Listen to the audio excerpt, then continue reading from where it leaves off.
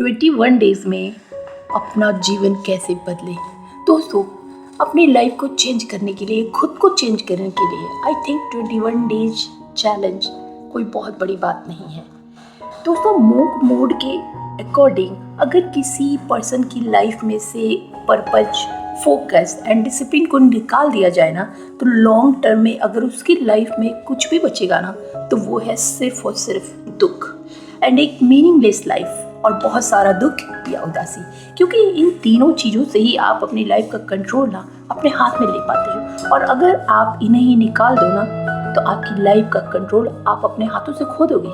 जहाँ आपके पास कुछ भी हो रहा होगा, आपके साथ कुछ भी हो रहा होगा और आप कुछ नहीं कर पाओगे, आप गलत आदतों में पड़ रहे होगे, लेकिन आप खुद को रोक नहीं पाओगे, अपनी हेल्थ को भी बिगड़ता देखोगे, अपने सपनों को रेत की तरह हाथों से फिसलते हुए देखोगे, पर कुछ नहीं कर पाओगे। और सच तो ये है ना दोस्तों कि 95% लोग अपनी लाइफ को इसी तरह जीते हैं। आपने बहुत सारे लोगों को अपने आसपास देखा होगा, बिना किसी पर्पज, बिना किसी फोकस एंड बिना किसी डिसिप्लिन के, जो उन्हें बर्बादी के रास्ते पर ले जाता है और उन्हें पता नहीं होता। पर क्या हो अगर मैं आपको एक ऐसा रास्ता बताऊं जो आपको इन 95% लोगों से आगे लेके जाएगा, जो आपकी लाइफ के सारे डिस्ट्रैक्शंस को खत्म कर देगा, जो दुनिया के शोर को आपसे दूर कर देगा। जहां बचेगा ना, तो सिर्फ आप और आपका पर्पज, आपका फोकस एंड आपकी डिसिप्लिन्ड लाइफ। और ये रास्ता है ना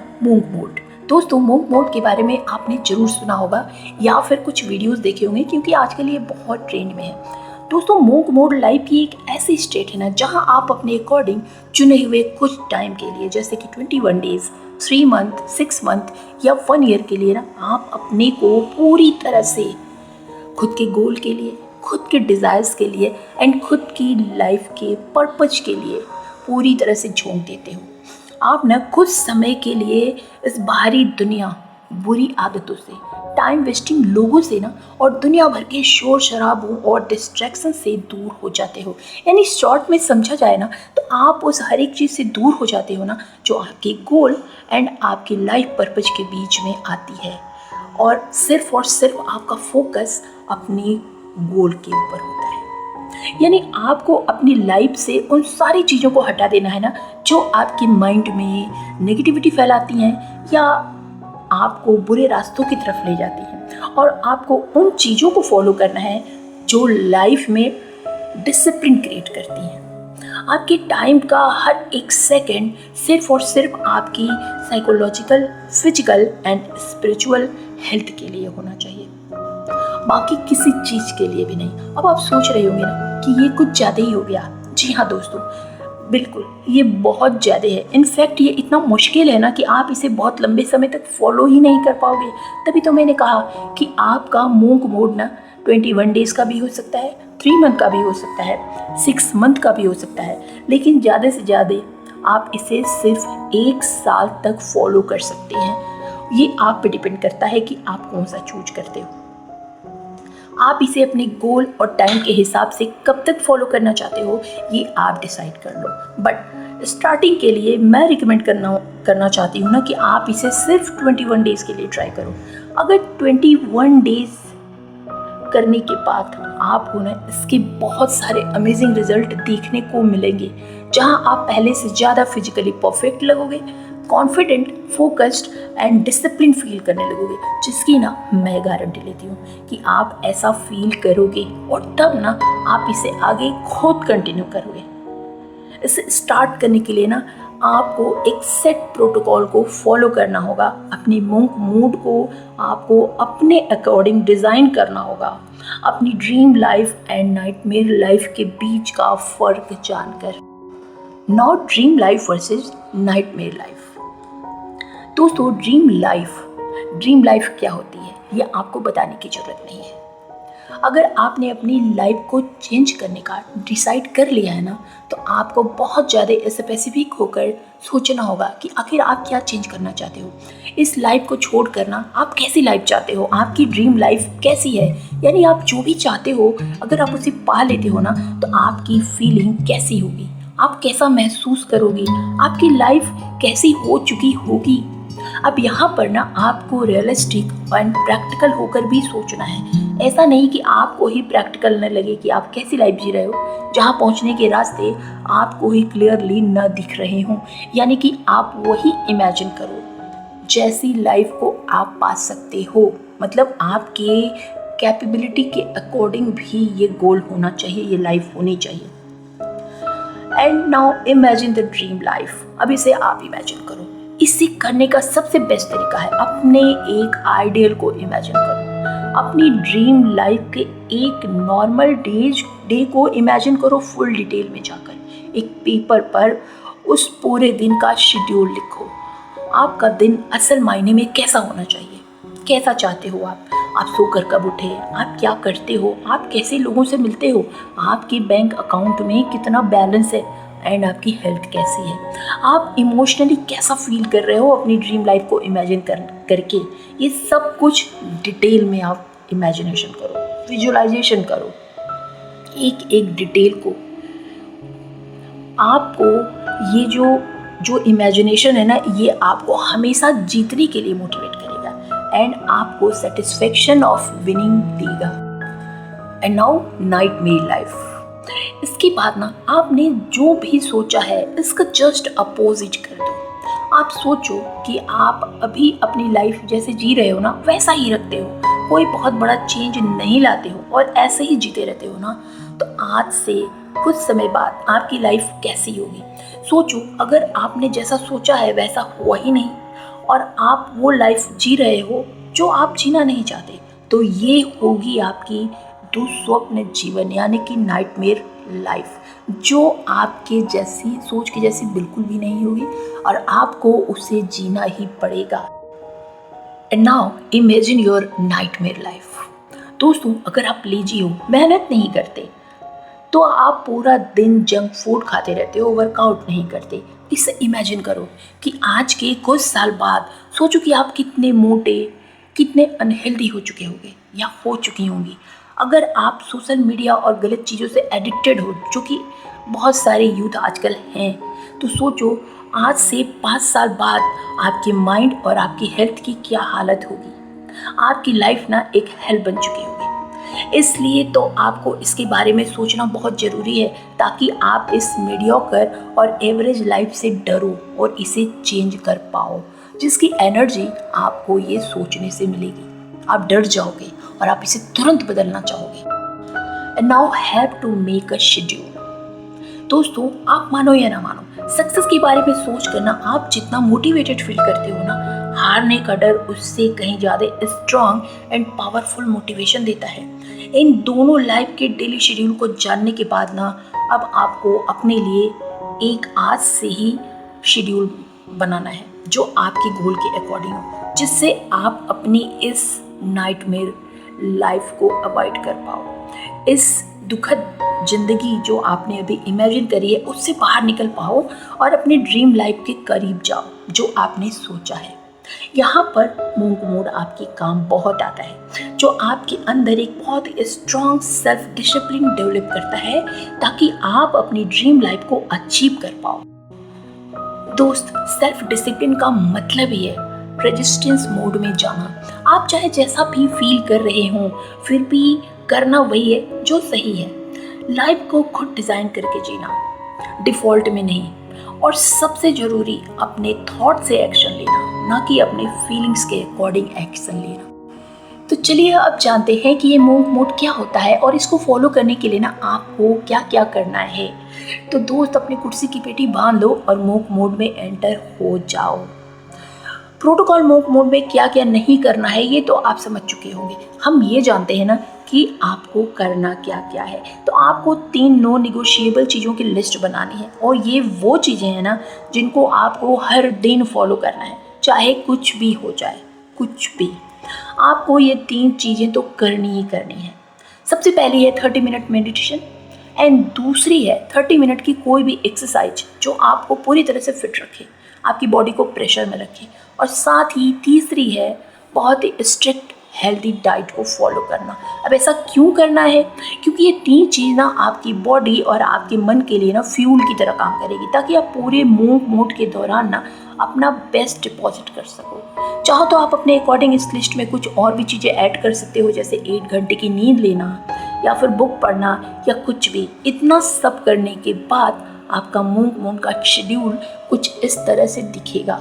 नाउ अब जानते हैं आपकी मॉर्निंग रूटीन कैसी होगी। तो सबसे पहले सुबह ना आपको उठते के साथ ही एक बड़े ग्लास से पानी पीना है, जिससे कि आपकी बॉडी हाइड्रेट हो जाए, क्योंकि रात भर जब हम सोते हैं तो हमारी बॉडी ना डिहाइड्रेट हो जाती है धीरे धीरे। तो ये बहुत इंपॉर्टेंट होता है सुबह का पानी। अगर आप चाहो तो उसमें लेमन भी ऐड कर सकते हो या आप शहद भी मिला सकते हो। उसके बाद आप 30 मिनट के लिए डीप मेडिटेशन करो, जिससे कि आपका फोकस स्ट्रांग होगा और आपका माइंड भी शार्प होगा।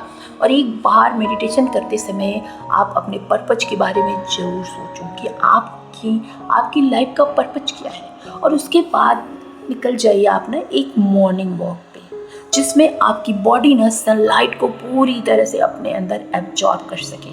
आपको पता है जब आपकी बॉडी सनलाइट को एब्जॉर्ब करती तो आपकी बॉडी में सेरोटोनिन हार्मोन्स रिलीज होता है, जो आपको हैप्पीनेस देता है, आपको स्ट्रांग बनाता है, आपका कॉन्फिडेंस बढ़ाता है। तो ये बहुत ज़रूरी है। एंड उसके बाद आप कोई भी एक्सरसाइज कर सकते हो आधे घंटे के लिए, जिम में जाकर कर सकते हो या फिर आप घर पर ही कर सकते हो। उसके बाद आप अपने काम पर लग जाओ। एटलीस्ट दिन में 2 से 4 घंटे का डीप वर्क सेशन आपकी लिस्ट में ज़रूर होना चाहिए। और उस सेशन के दौरान ना आप अपने सारे काम को फिनिश कर लो। ऐसा इसलिए है कि आपका कोई भी काम आप टालो ना कि कल कर लूँगा, शाम को कर लूँगा या कर लूँगी, ऐसा कुछ भी नहीं होना चाहिए।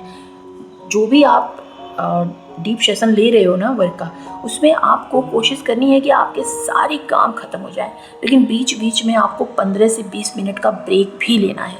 और ब्रेक में याद रखना सोशल मीडिया यूज नहीं करना है, चाहे आप स्टूडेंट हो या फिर वर्किंग प्रोफेशनल। आप जो भी काम कर रहे हो ना, अपने सारे डिस्ट्रैक्शंस को हटाकर बहुत ही इंटेंस फोकस के साथ आपको उसे कंप्लीट करना है। ज़्यादा किसी से कोई फालतू बात नहीं करना, सिर्फ अपने काम से काम रखना है। और ऐसा इसलिए कि जब हम दूसरों से बात करते हैं ना, तो कहीं ना कहीं हमारा फोकस हटने लगता है अपने काम से। हम अगर किसी चीज़ में दिल लगा भी रहे ना, तो अगर उसने कोई नेगेटिव बात कर दिया तो कहीं ना कहीं वो हमारे माइंड में आ जाता है। इसलिए जब तक ये मूव मोड आपका चालू है ना, तब तक कोशिश करें कि आप दूसरे से कोई बात न करें, सोशल मीडिया यूज ना करें ज़्यादा से ज़्यादा। और पूरे दिन एक हेल्दी प्रोटीन रिच डाइट को फॉलो करो। दिन में ना कम से कम 3 लीटर पानी जरूर पियो। और लास्ट, रात में सोने से पहले किसी भी अच्छी बुक के कुछ पेजेस जरूर पढ़ो।